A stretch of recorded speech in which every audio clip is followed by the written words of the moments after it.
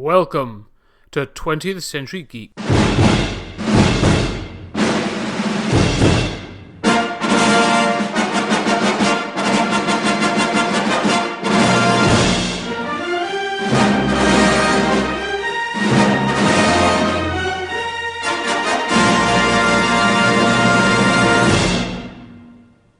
Ladies and gentlemen, welcome back to 20th Century Geek. I'm your host, Scott Weatherly, and today I'm going to be joined by friend of the show, Julian Darius of Sequat, to talk about the Metabarons, a comic book series that was a spin-off of the Incal, a book done by Alejandro Jodorowsky and Mobius on art.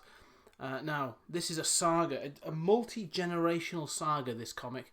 And if you think they've got it tough in the Skywalker family, you wait till you meet this clan. It's incredible. This is an incredible book, and I'm hoping you're going to enjoy us talking about it. So, jump in your spaceships, strap in, and let's jump into the Metabarons.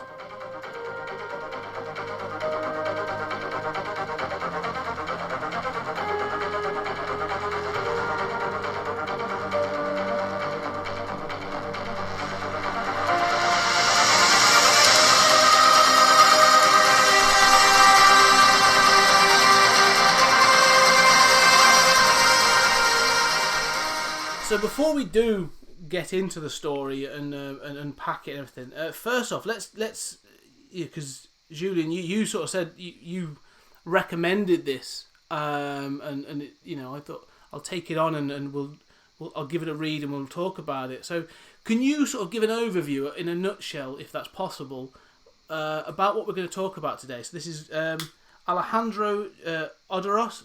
How do you say his name? I do know how to say it. It's the Metabarons. Yeah. Well, he's also the guy who tried to do Dune, and yes. So some people know him from the Jodorowsky's Dune. So I've always heard it as Jodorowsky. Jodorowsky, that's it, yeah. So what is this in a nutshell? Well, really, I mean, this is Metabarons is a spin-off of the Incal, and so Jodorowsky and Mobius, very celebrated. French sci-fi illustrator, did the Incal as a series of 6 books in the 1980s, and those are like, for French sci-fi fans, those are like Star Wars. Those are just absolutely influential on everything. And then the Metabaron was a character in that. He was sort of a galactic warrior that was a badass, and he was a kind of fan favorite, and so Jodorowsky started a separate Metabaron series, which ran 8 albums, and in France they're published as about 48-page, sometimes a little more, hardcover albums instead of issues, and so he did 8 albums with Jimenez, and they're very different in tone. The Metabaron story is the story of basically 4 generations of the Metabarons warrior family, culminating in the guy who is an Incal. So he's the final guy, but it's basically 4 generations, and it's passed. The Metabaron title is passed down from father to son, and so there are a lot of twists along the way. I mean, one of the things that the series is famous for is how dense it really is, and how every page has a crazy idea, and Jodorowsky is constantly painting himself into a corner, like 3 times an issue. You just can't believe what's going on and how he gets out of this stuff. And usually, like 2 pages later, the status quo is totally different from 2 pages before. And then that series was incredibly successful. And then they did a one-shot that was with Travis Charest, who is an American artist, and he was kind of being transitioned into the world of French comics, where he could produce slower and take his time, because these albums are being released maybe one a year, one every year and a half, something like that. And So they did a one-shot with the current Metabaron called The Arms of the Metabaron, and Charas didn't finish it, and they got another guy to come in and finish it. And then they launched, recently they did a sequel series that they're halfway through, that's just called The Metabaron, and it's with a different writer came in to flesh out Jodorowsky's plot, and they have different artists coming in. So I think I've got the first 4 of those, and I think like the 5th and maybe the 6th is coming out soon, and the English translation is coming out, I think, later this year. So for a lot of years, people couldn't get this material. It really wasn't translated into English, and then Humanoids, which was the French publisher, translated it as a single-issue series in the American style, and would split each album into 2 issues. And I think they got through, like, issue 16 or something like that, and then they stopped, and people complained because it was censored as well. So nudity was censored out and whatnot. And then DC got the Humanoids license. So when DC was pumping out all those French albums, that was because of their agreement with Humanoids. And DC redid the whole Metabaron series, and now that reverted back to Humanoids. So now they're all available in, like, really nice hardcover editions. They're expensive, but even the digital downloads are expensive. Like, I think, they're like $6 for an issue. But those issues are like 48 pages or something longer. The 60. I got the for the Metabarons, the original series, the original spin-off. I was very lucky. The timing was amazing. There was a sale on Comixology, and I got all 8 of them for 20. All 8 of them for about £15. Nice. Yeah. So, but I'd love these in hard edition. I'd love them in. These are books where they look great. I was gonna say Jimenez's art is incredible on those first 8 books, and we'll get into that. And they look great on a digital representation. But because it's panel by panel, really, when you're reading it, I'd love to see these in a great sort of physical binding. So I do think I'm going to end up getting one of the hardback editions because it's such a good series to read. Yeah, I still have been kind of saving up for the hardcover. I think the hardcover is like maybe $45. You can maybe get it on sale in the States for like $45. I think it lists for like 50 something. But I mean, it's 8 issues, but those are because that's really like 400 pages. So it's bigger than Watchmen. It's slightly bigger. It's oversized, like in the French format. So. Or maybe not quite that big, but it's pretty close, and it's in hardcover, so you can kind of justify the price. And it's on good paper. Much like the French albums, they never went through a sort of newsprint phase, so it's all glossy, pretty paper that, you want to keep on your shelf forever. Yeah, I think the thing I'll say is, before we really get into the series as well, there's something just to sort of highlight is European, some of our listeners might not really understand, because everyone knows of Marvel and DC, and even of Image and Dynamite and Boom and all the American publishers, and maybe even some of the smaller, like, British ones, like Rebellion that do 2000 AD or Titan Comics. But it's never sort of it's not really acknowledged really in America or Britain to a great extent. But there's a massive comic culture in Europe, in France, Italy, Germany, Spain. These countries have got a massive comic culture and have got some really incredible European comics that just don't seem to escape the continent, do they? No, and I think that's very sad because, I mean, of course, as an American, and, I've studied French, and so I can read the French edition.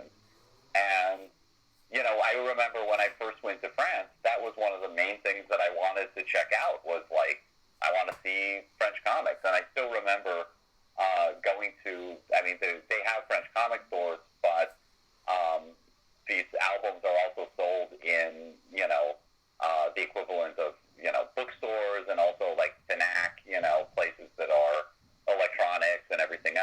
Yeah. And, I was just diving into them, and I was just buying them like crazy and shipping them back to the States when I left.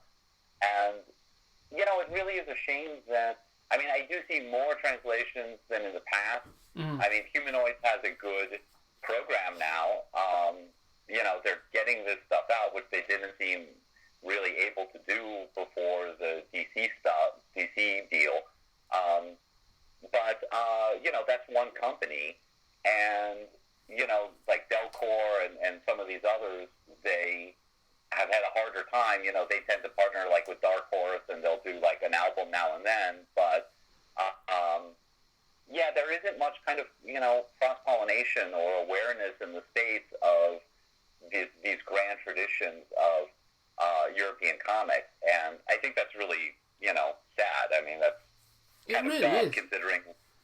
Yeah, some of the stuff that's produced. I've literally just been over to the continent, been to France and Italy, and some of the books. You mentioned that they're in all kinds of stores. They are literally for sale. Some of these great editions of these. I actually saw a French edition of the Metabarons in what is, for all intents and purposes, a supermarket. This is out there in the public over there. There isn't there's like you say, there are specialist comic stores, but it's just part of their culture. And unfortunately, I don't speak other than a translation. I need that translation, and there's so many books I pick up and I think the art on this looks amazing and the story seems interesting, but I can't read it. And there's so many classics as well that are just sort of like you say, are so difficult to get hold of. I've never seen like an English translation of Danger Diabolique or Dylan Dog or there's a couple of others that just sort of like you think these really should be more in the forefront of the comic, the comic community. Yeah, and even stuff like, Corto Maltese, you have to really track down the volumes, and they tend to be expensive. But I remember going through Italy, and I was picking up Italian comics, these pulpy, kind of racy comics at train stations. You're in a train station, and you see them. And it was also so refreshing in France, seeing people read comics that I knew of just in cafes and on the street and on the metro. And there's much more of a, it's almost a little closer to Japan in terms of how accepted comics are as literature is something that you would pick up. And in fact, like the number one comic in the world is probably Asterix. Yeah. Which sells I think it was 36 million copies of the last album or something. Can you imagine if Spider-Man 500 or something sold 36 million copies? Yeah, that's it, isn't it? Asterix. I know Asterix from when I was a kid. I knew the cartoons, I knew the comics, and I always just assumed. It never occurred to me as a child that this is a French comic, and then it wasn't until I was older that they were like, oh yeah, this is Asterix of Gaul, and Gaul is France, and these are actually from a French thing. And the same with like Tintin. I knew Tintin, comic Tintin. I loved Indiana Jones as a kid, so I started reading Tintin. And then there were like someone when I was older that was like, oh yeah, these are Belgian comics, and there's so much and so much imagination in this European comic culture that I do think gets overshadowed a little bit by. Even by the Japanese, manga took off hugely, and I'd love there to be a surge of European comics in a similar way. Yeah, and I would as well, and I kind of have mixed feelings about that because I grew up reading manga, and I love the manga, but it is strange that we are really, I really see the U.S. and Europe as, essentially one culture. And I have a lot of affinity for Europe. I have a lot of affinity for the EU. And, as far as I'm concerned, get rid of the dollar and put us on the euro already.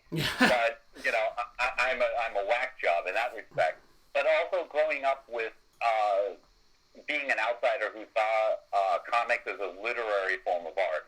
Japanese comics are so decompressed, and there are certainly masterpieces that are fantastic, but so many are just long, and they don't have that same sort of literary lingering on the page thing. Mm-hmm. And the French have gotten a little more like, it's the same way that if you look at American comics from like the 60s, you just think, oh my God, why do you need all these captions? Yeah. And that's changed. So we've kind of like shifted a little more towards the decompressed Japanese style, but not as far as like having 10 pages of a guy walking down a hallway. Mm. But in France, they're much more compressed still, even than American comics. And there's something very literary about that. There's something like, there's a literary culture to comics of having, an artist produce 48 pages a year. That's considered a good output in France.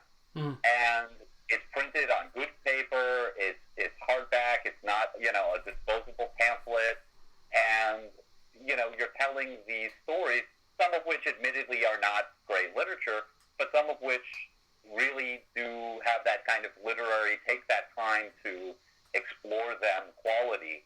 And I feel like, while I love seeing the manga successful, I'd love to see some of that more literary tone come in, because that's something that I still think American and British comics could use more of. Yeah, no, I agree. I think it would be great to see it spread and influence, and I think it does influence. I mean, it's there, and I think there have been opportunities for it to influence things. Like just last year, Valerian and the City of a Thousand Planets, unfortunately wasn't as successful as it probably deserved to be. But obviously, again, based on a French comic, originally come from I think the sort of early '60s and through, and having read a couple of those volumes and those albums again, it's clear how many things have been influenced by that book. So you get like Valerian influencing, and even George Lucas admitted that Valerian was a clear influence, and it influenced Luc Besson, obviously, to make The Fifth Element, and then obviously and to make Valerian itself. And I think but when you read this, I mean, the Metabarons as well is, as you say, is like it's like a Star Wars. It is a saga. I mean, this is a saga. Everyone talks about the saga. The Star Wars saga, the Skywalker saga. This is the Metabaron saga is like a Star Wars story turned up to 11. I mean, and also written for adults. I think that I like Star Wars, but And Metabarons has silly elements in it too, but I mean, Star Wars is very kid friendly, and that's another thing that differentiates French comics is that while there are a lot of we talked about Asterix and Tintin, but there Metabarons is definitely not for kids, right? Oh God, no, yeah. I can understand why this was censored when it was reprinted in the States and others. There are things in here that. I was thinking about how to describe it, and I was just thinking it is a space opera, but it's like a proper opera. Like this, I could imagine this being an opera. Like there's so much like over. It's not excessive, but there's over emotion. Everyone reacts incredibly at heightened emotions, and it results in some incredibly insane acts. And but then in Jimenez's art, the female form is represented a lot. And this isn't for kids, but I would still recommend it to anyone that wants to read these kinds of comics, because it's amazing. This is I was interested, so when this was originally released, the Incal was obviously produced in the 80s. Yeah. So this originally came out in sort of early 90s, from 1990 onwards. I think it took them like 13 years to produce quite a lot of it. That sort of again that sort of the painted artwork of Jimenez is very much of the time. I feel sort of reading it. I mean, I haven't read the Incal yet, and I really should. Reading this, that first volume especially, I was reading the first volume, and it felt to me like this would have fitted in with 2000 AD at that same time. Oh yeah. It's a balls to the wall sci-fi space opera, and then a beautiful painted artwork that I could imagine appearing in a sort of like a sci-fi anthology, especially like 2000 AD of that time. But I even think it was slightly ahead of that, because I think 2000 AD didn't really start introducing painted colour until about 93, 94. So right. It feels really sort of slightly ahead of its time, but really relevant. I don't know what you think about that. Yeah, I think so too. I mean, I think that every time you give Metabarons to somebody, they're kind of like reluctant at first, and then maybe by the end of like the first volume or halfway through the first volume, they get it, and the story just propels you along. So you want to read like, where is this going? This is completely whack. This is so crazy. It's so over the top, and I think that would fit like a serialized format. I haven't thought about Jimenez as 90s, but I think you're right that there is a kind of there is a kind of like misunderstanding about Jimenez's work that people say it's so detailed, and one of the reasons why it comes off as so detailed is because it's been reproduced in America in smaller editions than certainly than his original artwork, but then also the French. And it's not detailed like in a George Perez or a Phil Jimenez kind of way. It's a uniquely kind of French style, but it would fit with that kind of like period in which 2000 AD was like experimenting more in the 90s. I mean, really kind of, for me, the heyday of 2000 AD stuff was, sort of late 80s and early 90s, where there was that kind of, really experimental stuff, real amazing artwork that just, post, obviously I like the Ballin stuff, but, that was really going, I mean, where you could open up a Judge Anderson story and have no idea what it was going to look like or really be about. And this fits that same kind of like lush experimental kind of feel. That's what lush is a really good word for this, I think, because the artwork on this is so it has a texture, but it has a weight to it. Like everything has a weight to it. It just feels solid, and the expressions on people's faces, run the gamut from being incredibly subtle to just being really over the top. It is incredibly experimental, but the colours as well. Like there are some times where it's tone perfect. Like in some cases it's muted, and there's lots of browns and greys and stuff. And it's not unclear, but then there's other places where it's like crystal blues and greens and whites, and it's just like his art direction across the piece is it's really well thought out. It never feels rushed. It feels like every panel and every page is considered along with the story and the story that's being told. This feels like a collaborative piece, is how I think I'd say put it together. Yeah, and I often think of the there's that marble planet early on.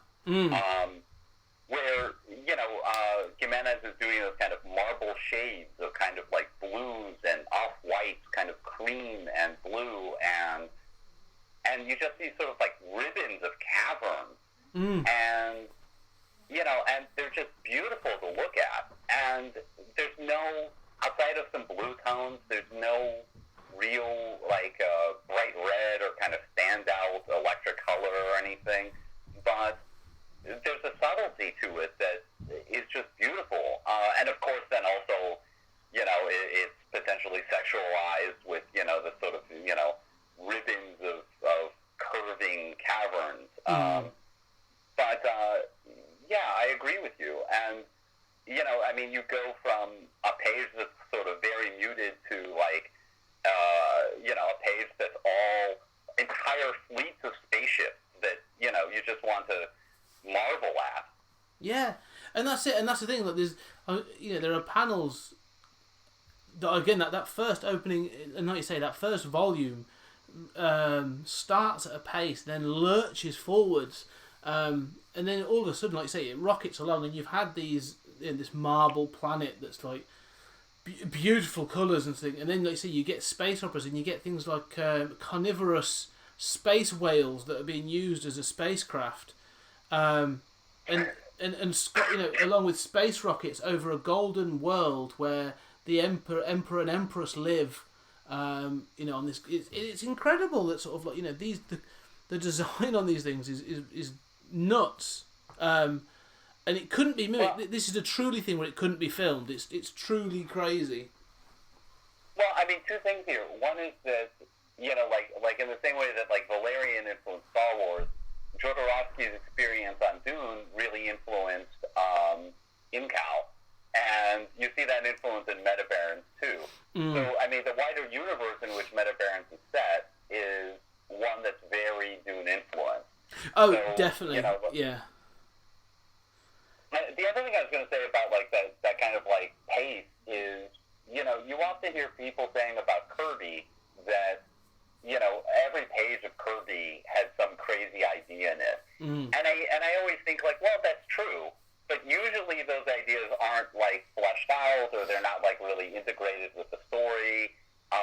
Sometimes they are, and I dig Kirby as much as the next guy, but sometimes it's like, well, it's a computer that's alive that's just kind of thrown in, and you think, how is this part of the story? Or, so, I mean, people have this idea of, people sometimes say the same thing about Grant Morrison, that, like, there's that idea every page.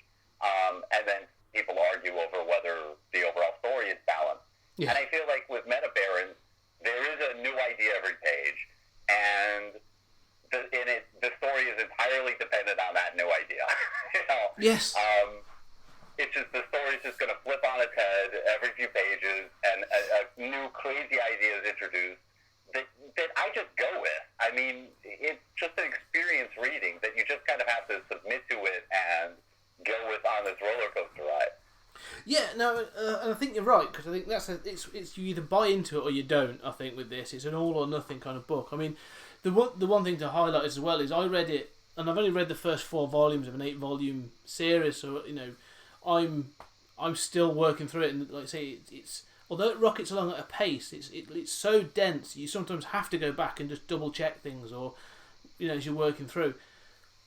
But the whole thing sits in a framework of, although this is a sort of a generational saga, it's being told between 2 droids, Tonto and Lothar, that work for the current existing Metabaron, the one that appeared in Incal.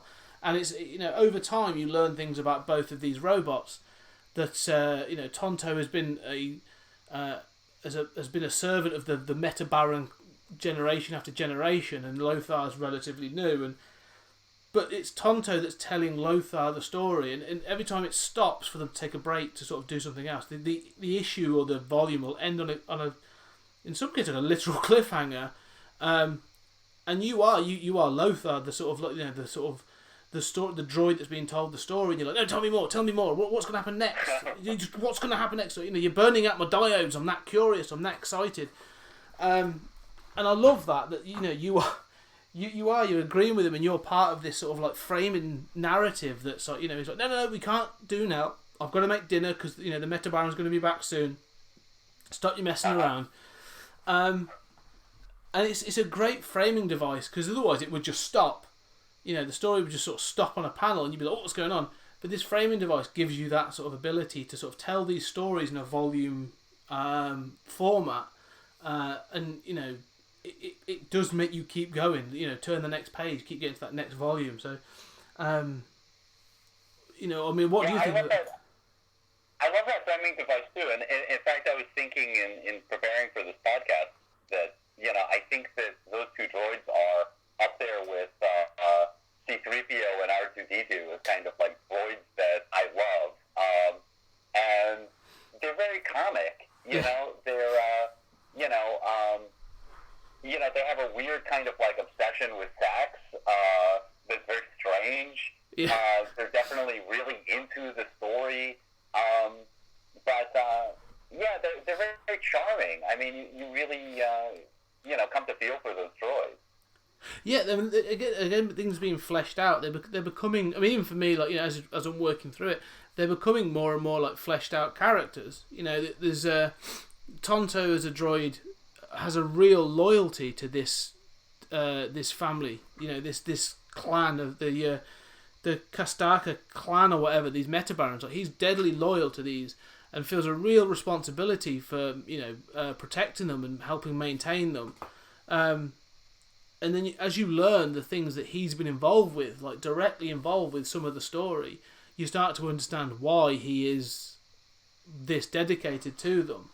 And it's... Yeah, and that continues. I mean, you know, and that framing sequence continues, and it kind of comes full circle by the end. But, you know, it also, like, from a historical standpoint, I forgot to mention there's a 3-volume Kistaka prequel, but anyway, there's it kind of comes full circle by the end, and I always think of how that framing device also for readers who were reading the Incal, who were, you know, like, what am I getting here with Metabarons?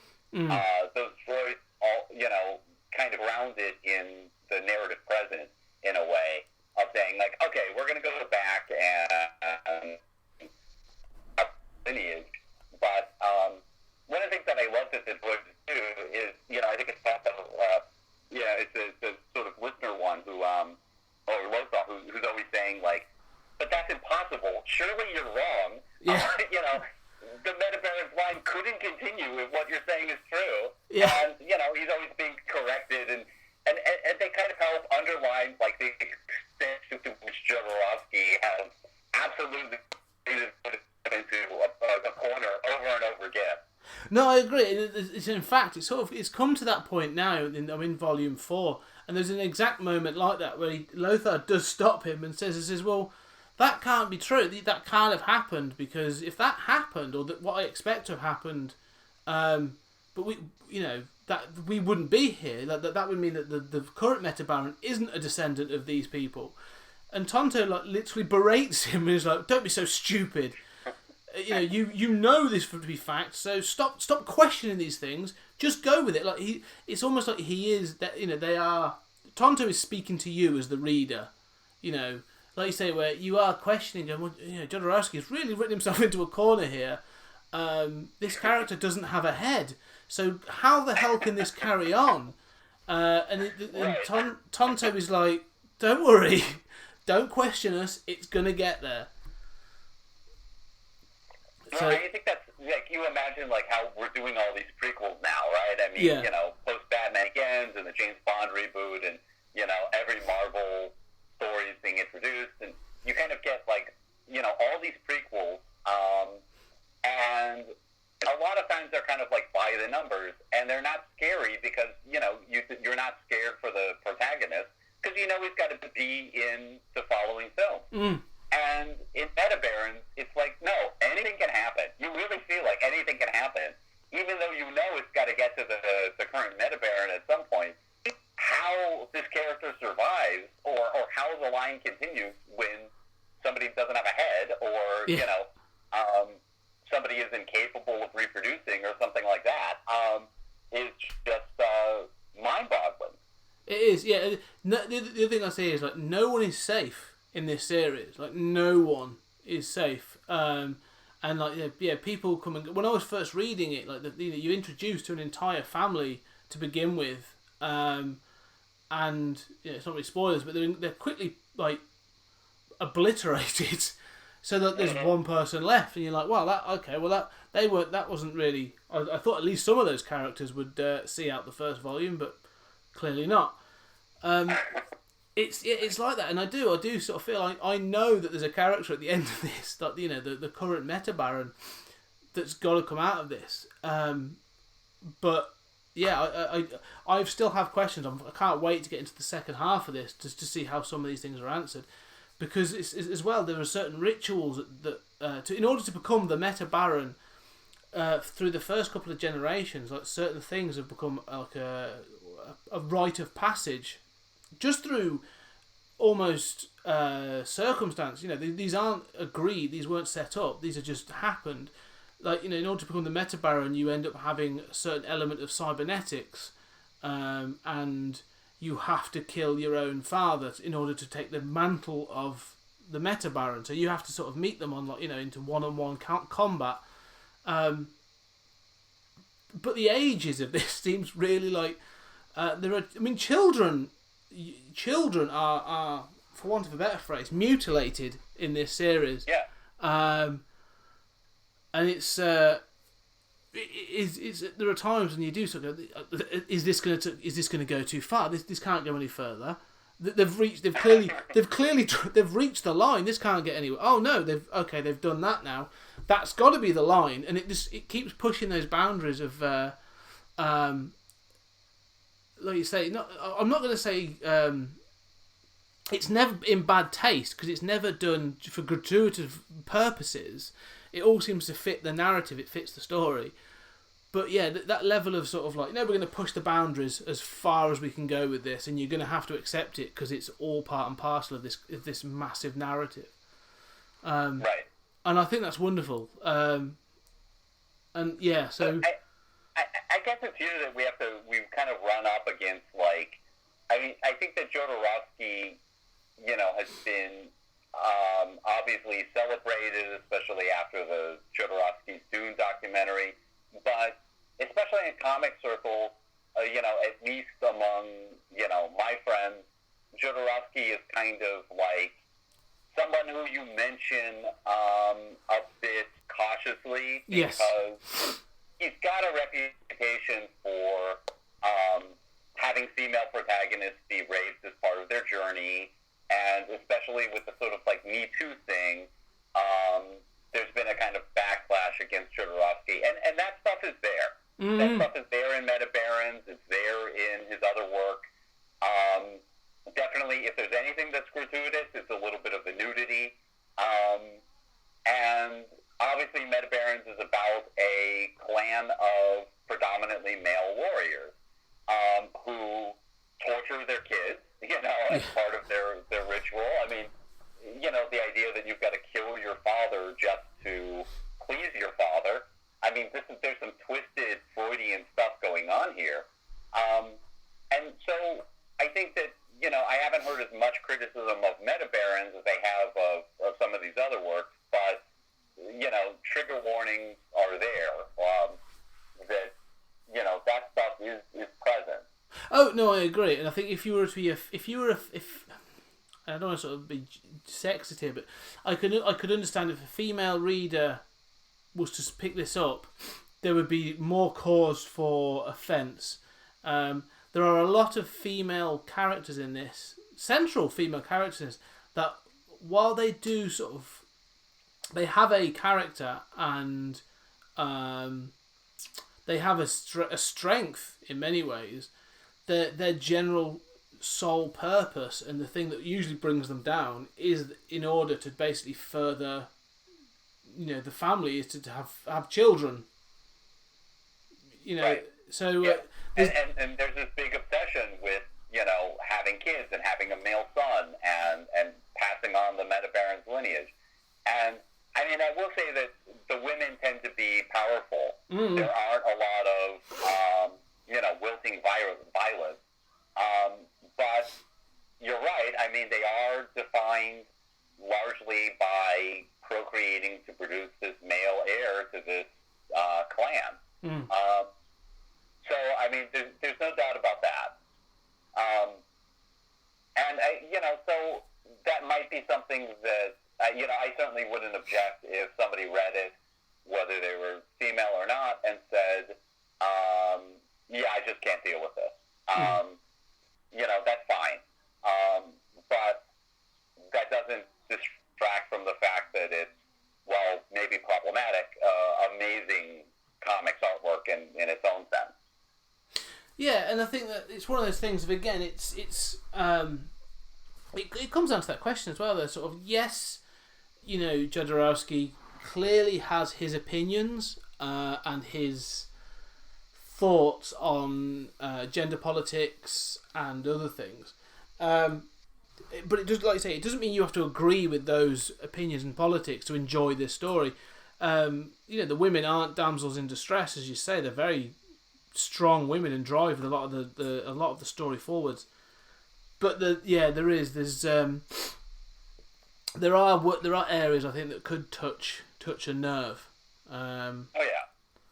But there's also a strange thing. I mean, the centre of all this, really, the centre of the early stories at least, is a big part of the story is driven by the Empire and a religious techno-sect that exists that's looking to produce what they consider to be the perfect ruler that is to be androgynous, is to be hermaphrodite, and there's almost that idea to be escape from gender. So it's an odd contrast in that sort of those fixed gender roles that some of the main characters have, but then this also drive to create a genderless ruler because they're seen as almost the ideal as well.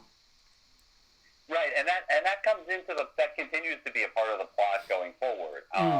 There is this strong kind of privilege of someone who is escaped from gender, as you say. I think that is, a key to a kind of very different reading of the text that kind of highlights these gender roles and then says, well, the ideal is to escape from them. And even within the cast, of Kistaka, the Metabarons all have some level of ambivalence toward what's been done to them and what they must do to their own son. So, it's not like everybody is just on board with, this is a great idea, torture your son and have him kill you. Yeah.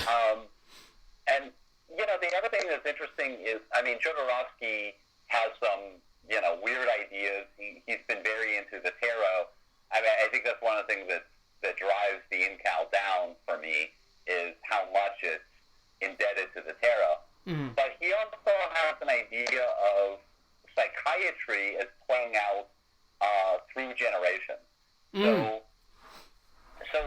the idea is that you inherit your father's traumas and you have to work them out. And there's a kind of intergenerational psychology that's at play here.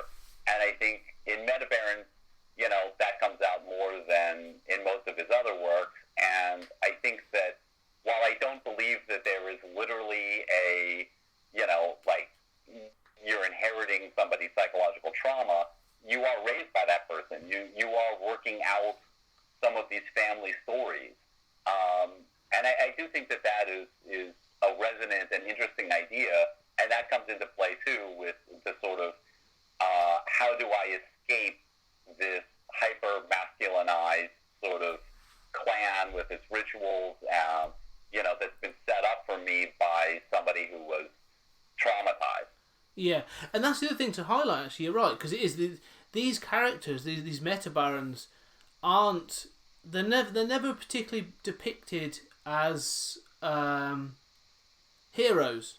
These aren't heroic warriors. These aren't sort of like your Superman, or even like in a space context. These aren't Luke Skywalker or even Darth Vader. These aren't. This isn't a clean cut hero. This is just a person who. The Metabaron isn't like a heroic title. It's actually just a hereditary title that they get, and then each generation will choose to use it in different ways. Like you say, they are the best warrior, the most fierce and violent, or whatever warrior for that generation.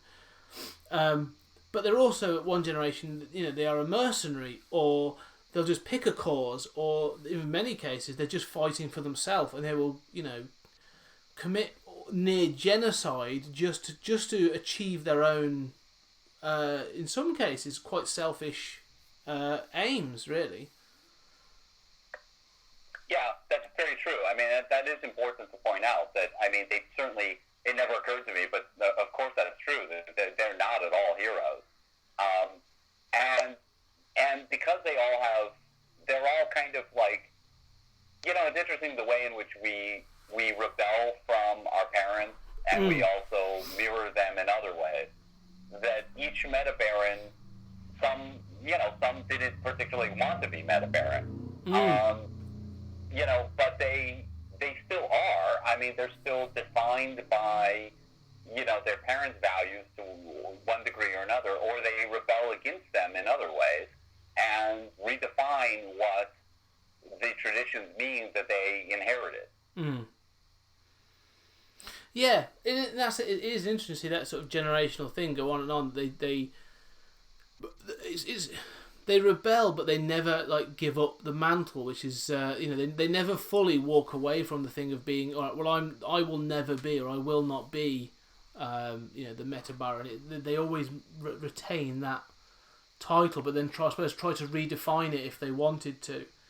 Right, and that kind of culminates in in the final Metabaron. I mean, there definitely is a kind of end to that saga of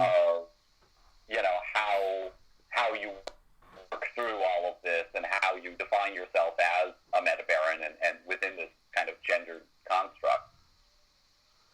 I don't want to spoil. No. Because I'm really looking forward to seeing how this all pans out.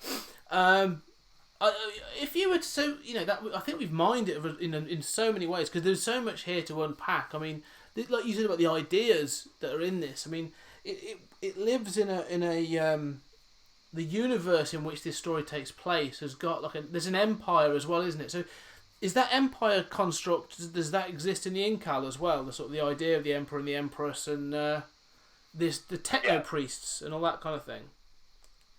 Yeah, the techno priests are part of the Incal. There's also, a sort of female sorcerer caste that is like in Dune. There are these different, sort of factions that are kind of borrowed from Dune. The techno priests, actually, there's a whole separate series about them that, an 8-volume series. It's not as good or as well received as Metabarons, but they have their own kind of spin-off. That tracks generations too. So all of those elements are part of the Incal universe that then is included in Metabarons. So it feels like, although you're getting this massive saga sort of following the Metabarons, you're still only getting a glimpse of the whole. You're still only seeing a part of that whole universe.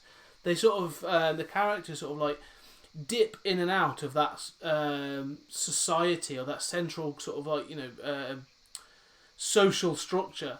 They'll go off and exile themselves, or they'll do something else. And it's always, for me, reading this and having not read the Incal and everything, there feels like there's so much more out there. Like I'm only getting glimpses of what's going on in the greater universe, and it's so enticing just to think like you've got the Meta Bunker, which is the sort of the Metabarons' mobile home, for want of a better phrase, and it exists on this sort of planet, and every time you see it and you see Lothar and Tonto talking, there's obviously a planet going on around it, but at no point are we really introduced, or so far at least, introduced to like what's going on in that planet. I don't know what like a Joe Bloggs does on so-and-so planet, or how trade works and all this other stuff. And it's just fascinating to think that like this is just one element of this grand universe. Yeah, and I think part of that is the way in which Jodorowsky throws off ideas in this series. That they're filled with that stuff, but part of it is exactly as you say, that that there are all of these kind of other sets of characters who you could have told a story about, and I guess Megalex was a 3-volume series. It's not very good, but it occurs in the same universe. And, I think in Metabarons, there is a kind of ambivalent relationship to that larger universe, that the Metabaron is sometimes, working as a mercenary, sometimes, in favor of the Emperor, and sometimes not. And, you get the sense that he is such a great warrior that he is scary to the Empire, but still outside of it. I mean, he's not in the hierarchy of the Empire, and that's true in the Incal. But now, just to tell you how crazy this all is. I mean, the prequels and sequels and stuff are not as good as the original Metabarons with Jimenez, but the current series, The Metabaron, which is just all focused on the last guy, it's one reason I'm really looking forward to the next volume is because halfway through, they obliterate the universe. I mean, that's the level of just what the hell is going to happen next that is present in this series. That's the kind of, and that's it. They say nobody's safe, nothing is safe, and yet they say they will work their way out of that corner in the most inventive way. If you were to reckon, I do recommend this to people. Like you say, if you've read and enjoyed the Dune series, I would suggest that this is something worth checking out. But who else would you recommend this to? What other associations would you put with it? Well, I definitely associate it a lot with Star Wars because I think of Star Wars as kind of the quintessential science fantasy universe, and personally, I tend to be more attracted to a little harder science fiction than Metabarons or than Star Wars. And definitely both in Metabarons and Star Wars, you have these ships that are just zipping between planets. The time of travel doesn't matter. There's no time dilation. All of those things, aren't really at play. And so it definitely is a kind of science fantasy world. And so I think if you like Star Wars and you like that kind of, just fun, crazy universe, this is like an adult version of that. Yes. So maybe you grew up with Star Wars, you still dig Star Wars, but you could stand a version in which the Empire gets a little sexual sometimes. Yeah. Not that I don't know who that sounds like. There are two people in the universe that would appeal to, but they're probably on 4chan or something. But I mean, it has that science fantasy genre to it, and so I would recommend it to anyone who digs science fiction and maybe gravitates towards the science fantasy side of it. What about you? No, I agree. I think I was thinking. I really sort of tried to have a good think about this, and I was thinking about all these other. I even thought about Game of Thrones. It's set in space, but it's very much a similar. There's that sort of political complexity and the generational thing to it. It has that same ring. That I think would appeal to anyone who's sort of a fan of George R. R. Martin's work, the books in particular, rather than maybe the TV show. But that sort of side of things, I think, it would definitely appeal to those. I like what you said before, though. No, go on. Yeah, that's a great call. I mean, I hadn't thought of that, but I mean, given Game of Thrones' popularity because of HBO, I mean, viewers of Game of Thrones are going to have, a interest in the generational stuff and not being averse to the violence. And, so that is right up Metabarons' alley. In fact, I could see, if Metabarons were ever to be adapted, it would have to be, as like an HBO miniseries or something. Oh, yeah. But you were going to say something else? I was going to say one of the things I like that you said there is about this has been a science fantasy, and even in the first couple of volumes there's some stretches of time that just don't seem to add up. Like there's expansive stretches of time, and the only way I could sort of you said about being hard science fiction and fixed in certain justifications or explanations, and I had to give myself an explanation for this in that. Because this is being told as a story between two characters, droids or whatever, but because it's been told, it's been embellished. So I take it that like everything that's happened in the past, it is that extra level, it is that excess because it's being told as a story, and so I always sort of wonder sort of how much of a is how much of the narrative is actually the character of Tonto embellishing a little bit, to make it a bit more exciting. And you think, actually, if this was toned down, it would probably be a bit more sort of, acceptable and likely.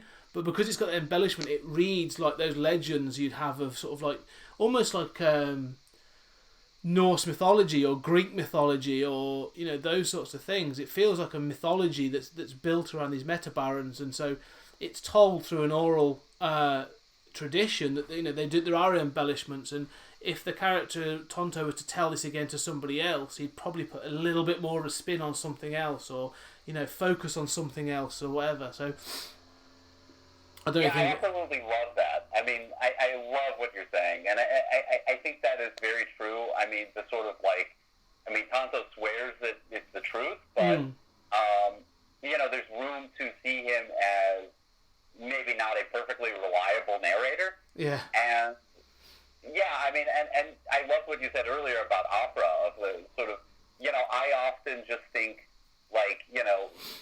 early on there's a woman who throws herself to her death, and I think, you can base a whole story around these 2 pages, what led this character to this moment, and here it is, just, a few pages, it's done, and the plot just moves on, and within a few pages you'll be in a totally different situation.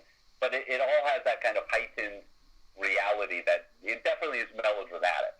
Yes, melodrama, because and that's it. It's fantastic melodrama. It's perfect space opera, and like I said, you just reminded me that it sort of the panels popped in my head, and I do want to. I'm not to spoil it really, but that scenario is a woman throws herself from the balcony when she's been threatened. She's going to be thrown off, but she eventually jumps, taking these 2 other people with her, and she's saved by being shot with it's not mystical, I suppose. It's some sort of chemical that allows things to float, that was actually used to move large quantities of stone.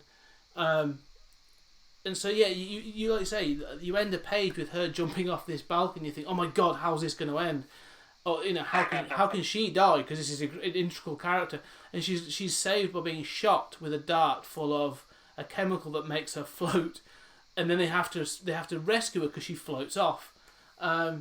It sounds ridiculous, but I was so bought into it and so in in the moment that it felt incredibly important that she was saved.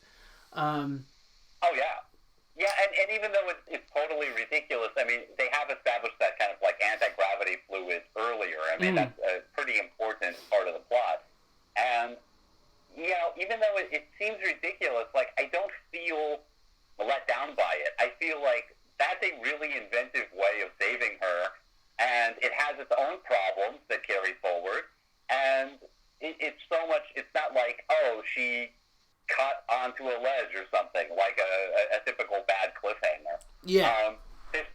The solutions to these plot problems of sort of painting yourself into a corner are always like that they're always, pretty satisfying and pretty inventive, and not what you would first suspect.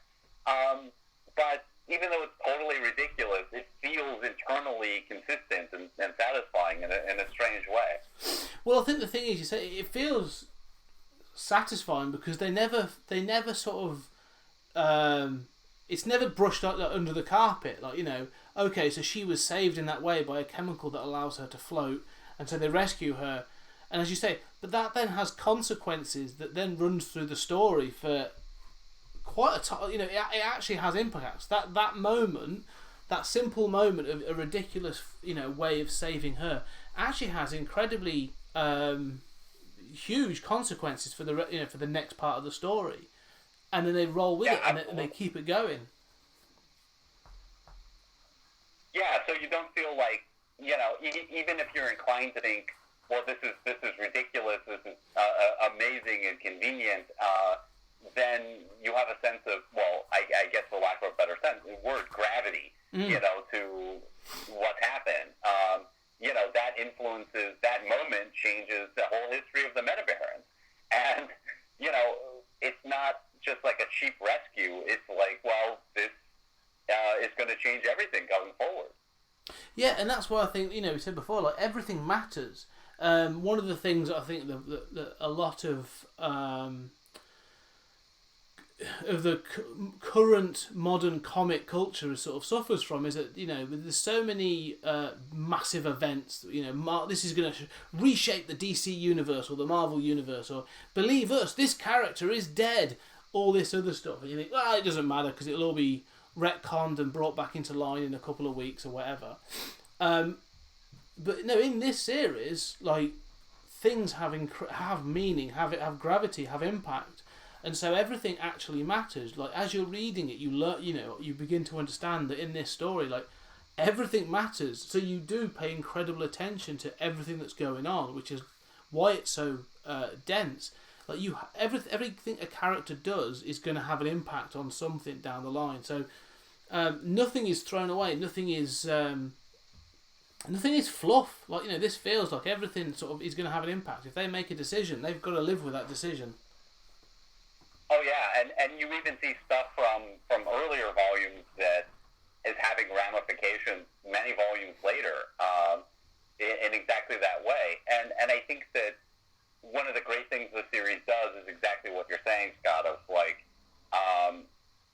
giving you the narrative thrill of, somebody falling to their death and being saved, or, somebody missing a head or something like that. You're just amazed. It gives you that same joy that you feel in those great cliffhangers, in those great moments in any story where, you just have that kind of like visceral, oh my God, I can't believe this is happening, sort of reaction.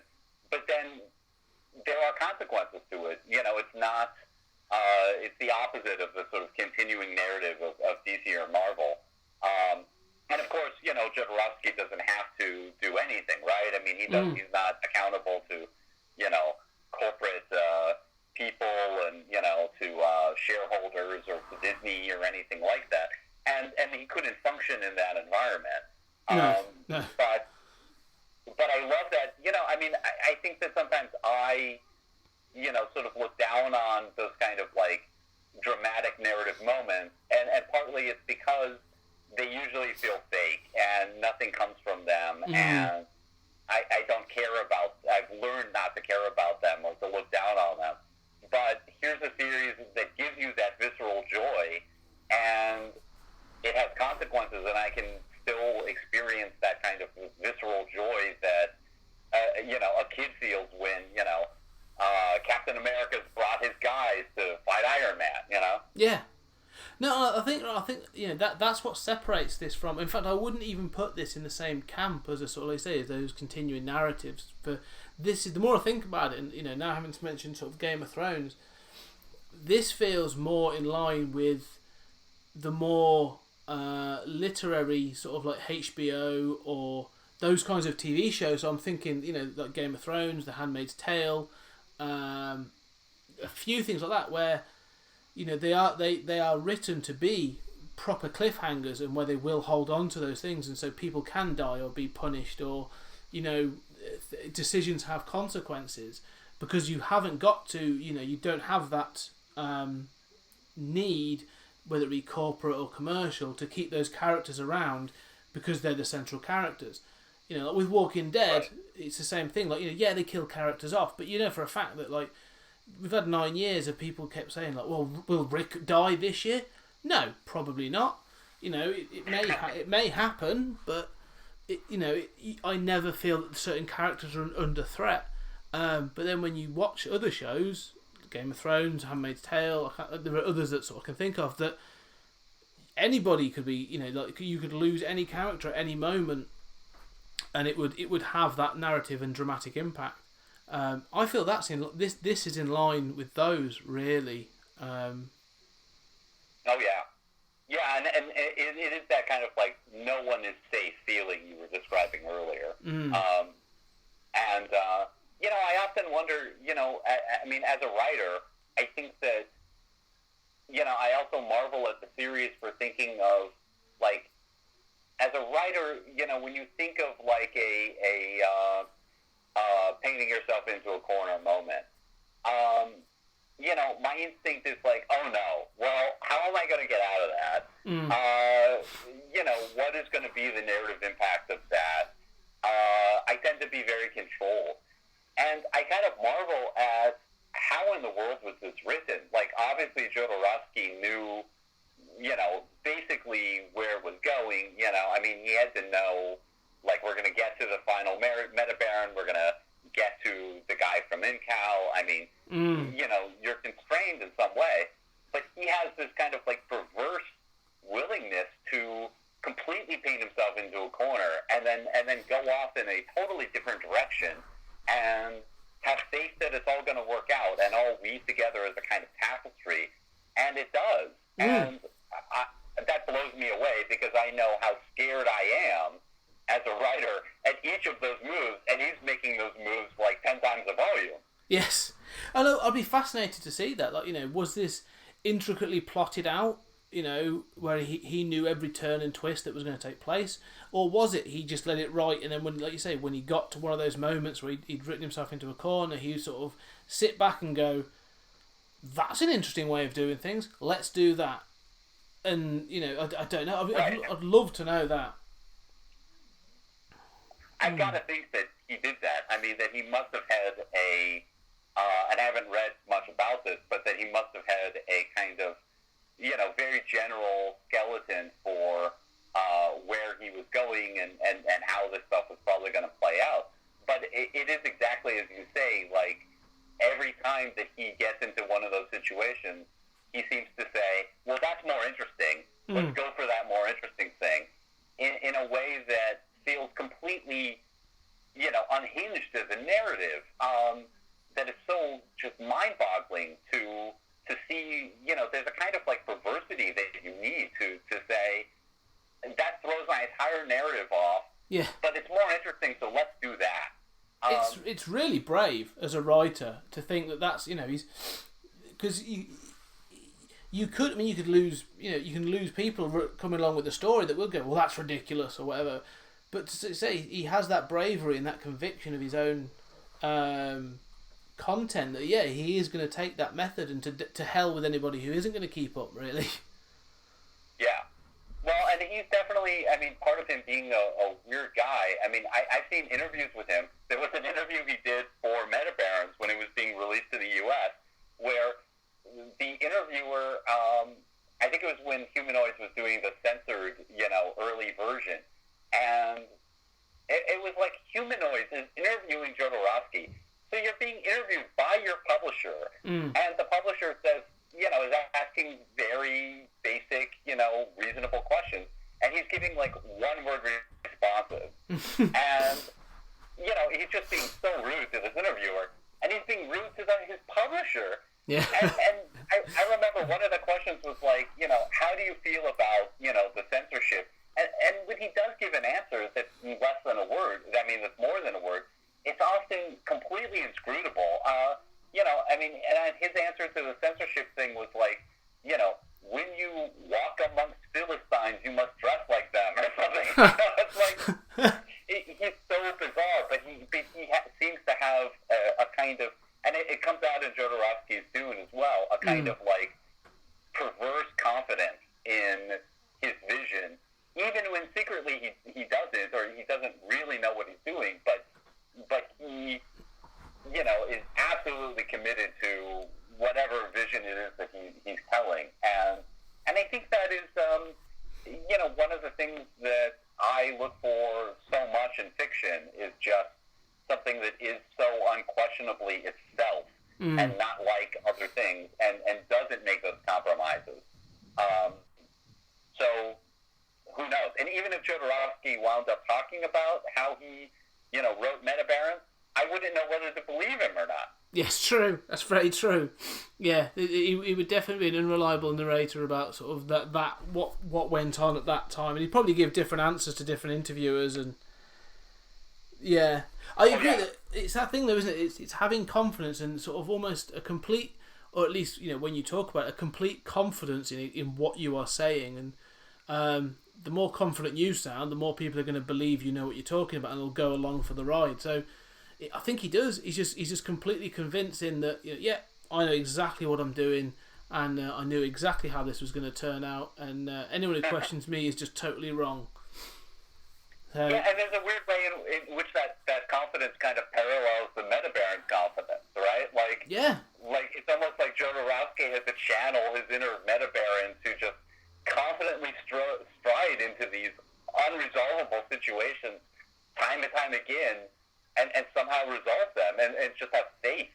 I mean, I've never thought about that kind of metafictional thing before, but that sounds very Jodorowsky, like he was channeling the Metabarons to write Metabarons or something. No, that's true, and I can imagine, because I mean, they're always called, that people refer to the Metabarons as like the greatest warriors in the universe, but no one calls them that apart from themselves. Yeah. So there is that concept of, well, no, we are the Metabarons, we are the greatest warriors in the universe, and I have no question about whether or not that's true or not. It just is. And I kind of love that like he's obviously get that same thing. He's like, no. The Metabarons series is exactly what it is. It's the greatest comic, and no one's going to question it. And that's just what it is. And I'm going to put it out there and go for it. Yeah, I sometimes wish that there's other images giving people the opportunity to creators to give their version, their own sort of their self-published stories and titles, and we've got some great ones that again you can think of. I don't know if you've seen Jonathan Hickman's East of West. Was it West of East? Mm-hmm. Yeah. Which again, sorry, go on. Yeah, East of West. East of West. Yeah. And I've read the first year of that. It's broken up into year things, and again, that's a crazy. Massive universe with immense world building and some incredible science fiction ideas in it, and it's really worth visiting. That's another one I'd say is it's not on par for craziness. Although I don't know, but there's some great ideas in that. But again, it's told almost from the American perspective. It's a very American story. It's based almost around a sort of a science fiction Wild West, and that's why I sort of think it's going back to what we were saying before. Is I would hold up Jonathan Hickman's work and some others as well as being fantastic ideas of that sort of science fiction and going all out sort of science fiction space opera craziness. But I'd love to see more of that European injection. We've had that sort of Japanese injection and there's of that sort of culture, but I'd just love to see a little bit more of that European idea and tone that would really give a new freshness to some of the work that's being created. Oh yeah, and I think that what we were talking about earlier about how the especially the Franco-Belgian school, but how European comics are not more widely known. What's really sad to me about that is that that's not as true of fiction generally. That's not true of novels, right? I mean, you look at what wins the Pulitzer Prize, and it's often not something that was first written in English. But in comics, we still have a lot of work to do in terms of having these conversations. And, I know that, I work with some people who, know great Korean comics, and they know great, comics from Indonesia. And, some of these have run 50 years. And you think, why have I not even heard of this? Yeah. And it's just sad, especially because it's Europe, right? I mean, it's next door. Yeah. How are we not having these kinds of conversations and cross-pollination to mutual benefit? It's true, and I think, I do think that's it. Mutual benefit is the truth. I think there would be some real great stories that would come out of it. And, I'm a big fan of Akira, and I think that story, released in its 6 volumes sort of type thing, is held up as one of the, it's one of those great comic literature stories. It's a great story. I love Akira, and everyone's heard of it. But then again, there are other books that I would say are on par or have similar ideas or great sort of dystopian futures that I just think you should go and find these things, but they probably haven't been translated, or we don't have access to them. And I'll still go back to the fact that there's the Italian character, I think it's Italian, the sort of the Diabolique character, who is a fantastic. And there was, when I was in Italy recently, there are volumes of this book, there's like pulpy sort of omnibus editions, and then there's like hardbacks and all this other stuff. And I was looking through it, and it's luscious art, some really great black and whites from in the 60s all the way through to sort of like stuff they did more recently. And it's all in Italian. And I'm sort of getting a gist of what the story is, but I'm thinking, all right, well, I'm going to Google this, I'm going to see what I can pick up on Amazon or whatever. Nothing. It's I'm thinking, this is a real shame. This is something that would be fascinating. And to be honest, it's probably not known, but Diabolique is actually the character that he inspired Phantom X of the X-Men. So it's the influence is there, or at least but it's the original is still sort of not been given its due, which I think is a real shame. Yeah, it sure is, and I think that there are so many cases like that where there's still these undiscovered gems. I mean, I've been really into Sergio Tatapi.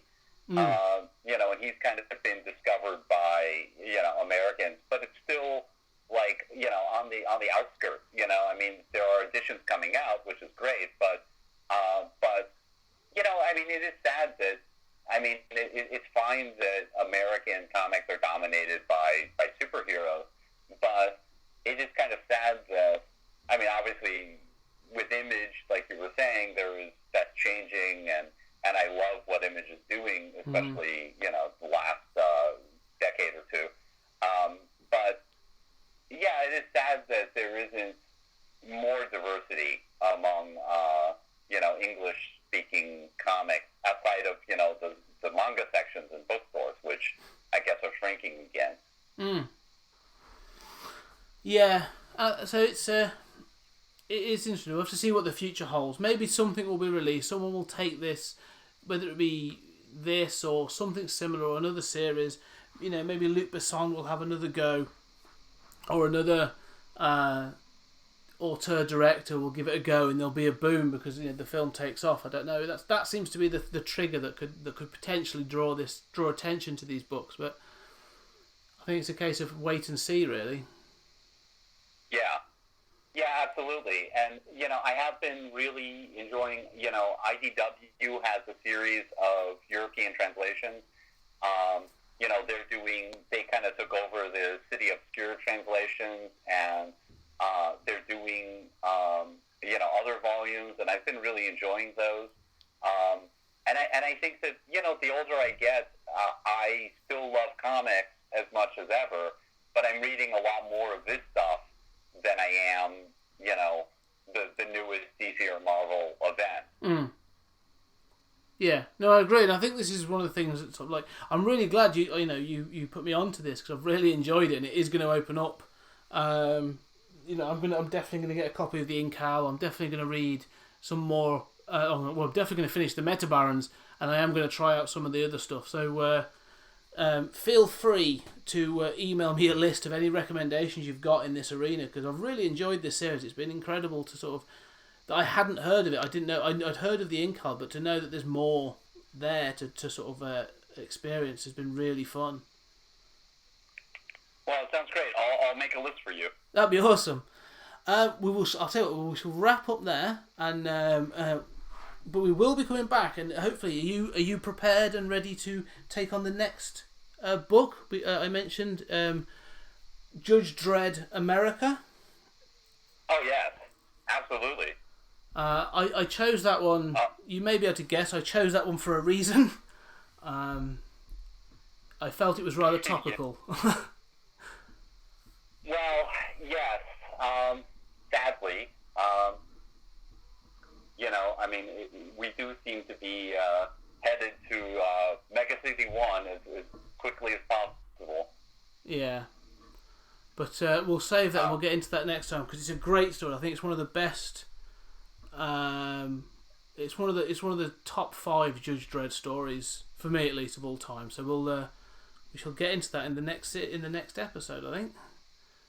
But well, I'm excited, and thank you. I'm always so glad to be on, and I hope that everyone contributes to your Patreon and listens to your podcast, and encourages you, because I love what you're doing, and it always gives me a thrill to be able to be on and talk with you and feel that kindred spirit that I do feel. No, Julian, it's always great to have you on. I enjoy it, and actually, listeners interact, and I'd always appreciate when listeners, if they want to donate, it's amazing and hugely appreciated. But then all interaction has been great, actually, and I've had a lot of fantastically positive feedback about your contributions to the show. So it's good to know sort of the show we did on the Killing Joke, and our discussion of Flash Gordon has had some really good feedback. So it's good to know that people are really getting into those sort of our discussions, and that it's a good variety on some of the other contributors I have. Well, that's fantastic, and I would just encourage listeners to make those comments and participate, because I know what they can mean to somebody doing a podcast. Yeah, let me know what you like, listeners, because if you like it, we can do more of it, and there's so much more to delve into in films and comics and all kinds of things. So yeah, so it's been wonderful. So thank you very much for coming on, Julian, and well, thank you, and we shall catch up again for the next one.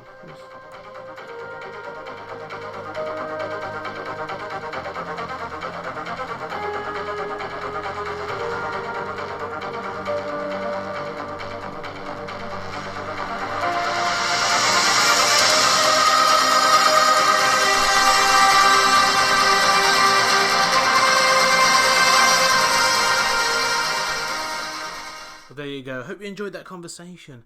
Me and Julian discussing our love of European comics and the Metabarons. Great conversation. Always love it when Julian's on the show. Great conversation, great thoughts, great ideas. So, hope you enjoyed it. And if you've got any ideas or any comments that you want to make about the Metabarons or European comics or any topic that we've ever covered, please get in contact. Let me know. Contact us through email, 20thcenturygeek@gmail.com, or on Twitter @20thcenturygeek. I'm on Facebook, I'm on Instagram, all under 20th Century Geek. And of course, please find us on most, if not all, podcasting platforms, iTunes and all the catchers, Stitcher, Free Play, all those ones that are out there. Try and find us out there. And finally, if you want to go onto iTunes, it'd be great if you subscribe, leave a 5-star review. Those 5-star reviews mean a lot to us. And if you don't think we deserve a 5-star review, please get in contact with us and tell us why, and we can do something about it. But finally, we are on Patreon, and so if you want to throw us a couple of coffers our way, that is always welcome and hugely appreciated. So thank you very much for those that do support us, and your Patreon content will be with you soon. So, thanks again, and I'll see you next time.